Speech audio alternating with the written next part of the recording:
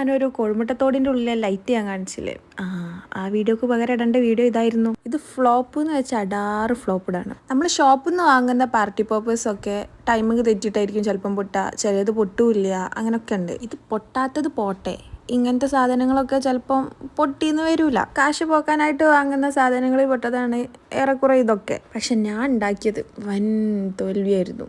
കാരണം എന്താണെന്ന് വെച്ചാൽ ഞാൻ ഉണ്ടാക്കിയത് പൊട്ടിയുമില്ല, എന്നാലിട്ടാണെങ്കിലോ ആദ്യത്തെ ആ പേപ്പേഴ്സൊക്കെ അടിയിലൂടെ ചീറ്റിപ്പോയി.